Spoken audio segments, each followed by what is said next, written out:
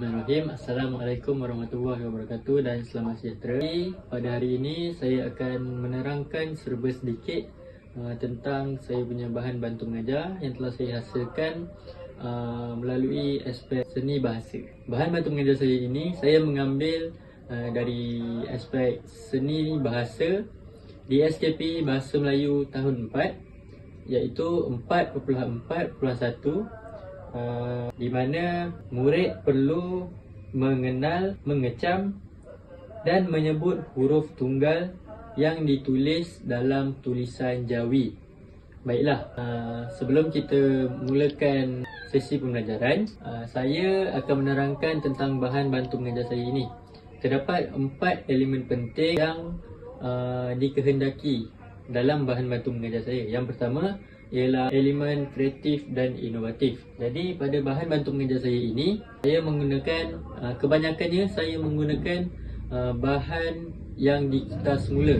Contohnya cardboard ini saya guna semula, kemudian batang kayu ini dan kebanyakan kertas pun saya guna semula lah. Jadi elemen yang kedua ialah elemen bahan bantu mengajar yang bersifat bahan maujud. Apa itu bahan maujud? Bahan maujud ini ialah satu bahan yang berbentuk fizikal yang boleh dipegang oleh murid semasa melakukan aktiviti pembelajaran. Jadi kenapa saya memilih bahan maujud? Kerana bahan maujud ini lebih efektif apabila kita membuat satu pengajaran di dalam kelas. Bahan maujud ini bersifat nyata. Kemudian saya ada juga menyelitkan sedikit elemen bahan digital, iaitu boleh kita lihat di sini saya ada menyediakan bahan digital iaitu kuis, di mana pada akhir pembelajaran saya sebagai guru akan membuka tayangan kuis inilah untuk memaparkan kepada murid-murid supaya murid-murid boleh dapat jawab dengan lebih seronok, gembira. Sebab tu pentingnya bahan digital di dalam sesuatu pembelajaran. Jadi elemen yang ketiga iaitu elemen keusahawanan, di mana yang kamu boleh lihat di sini saya ada menerapkan ataupun saya ada meletakkan satu bahan iaitu batang aiskrim ini, di mana kita boleh lihat di sini warna pasu RM RM1. Jadi sebelum kita mulakan aktiviti, saya akan memberi RM3 duit palsu kepada setiap seorang murid untuk murid menerapkan elemen keusahawanan tu semasa melakukan aktiviti ini. Jadi saya akan terangkan bagaimana sebentar saja lagi, dan kita masuk pada elemen yang keempat, iaitu elemen menerapkan amalan gaya hidup lestari, di mana kita boleh lihat di sini berdasarkan tema yang saya pilih, iaitu tema kebun. Jadi di dalam aktiviti ini saya ada menyelitkan sedikit tema-tema tentang buah-buahan, tentang alam sekitar, tentang sayur-sayuran. Jadi itu semua dah merangkumi segala aspek yang tugasan ini mahukan. Baiklah, jadi saya akan menerangkan bagaimana saya melakukan aktiviti PDP menggunakan bahan bantu mengajar yang saya telah reka. Jadi pertama sekali, sebelum memulakan aktiviti ini, saya sebagai guru akan memberikan duit palsu yang bernilai RM1.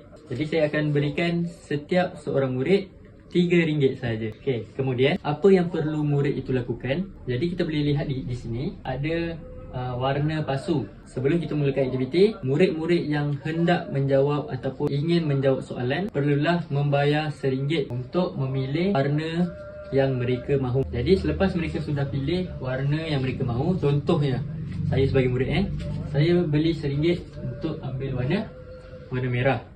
Jadi selepas murid itu mengambil batang aiskrim yang berwarna merah, murid akan pergi ke pasu merah untuk mengambil satu huruf Jawi secara rawak lah. Dia tak boleh pilih, tak boleh apa. Murid perlu mengambil satu huruf Jawi. Kemudian murid perlu jadi selepas murid memilih warna batang kayu ataupun warna pasu, murid perlulah mengambil mengambil satu huruf di dalam pasu yang dipilih. Contohnya, murid mengambil warna merah. Jadi, murid perlulah mengambil satu huruf Jawi yang ada di dalam pasu merah. Jadi, contoh saya jadi murid. Saya ambil satu huruf Jawi. Kemudian, tunjukkan kepada rakan-rakan huruf yang murid itu dapat. Contohnya, saya dapat huruf Mim dekat sini. Jadi, selepas itu, guru perlulah menyuruh murid untuk memberikan satu contoh buah-buahan ataupun sayur-sayuran yang bermula dengan huruf Mim. Contohnya apa? Contohnya buah mangga, buah manggis, buah mengkudu, buah mata kucing, macam tu. Jadi setelah murid itu dapat menjawab huruf itu dengan betul, jadi murid akan mendapat ganjaran daripada guru.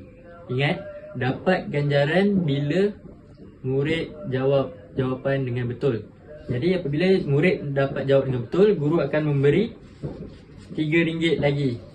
RM3 lagi sebagai ganjaran untuk murid. Jadi di mana, apakah tujuan guru memberi ganjaran kepada murid?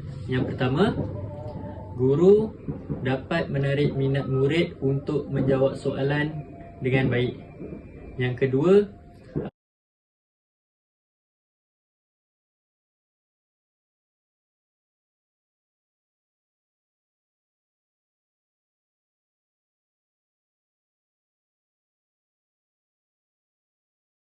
guru dapat mewujudkan murid-murid bersaing dengan rakan-rakan, bersaing secara sihatlah.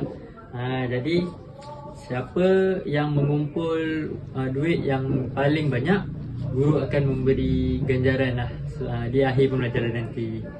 Okey.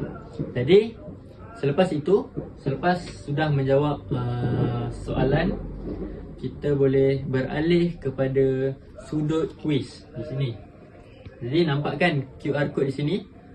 Guru akan mengimbas QR code ini, kemudian memaparkan di dalam kelas berkenaan dengan kuis inilah.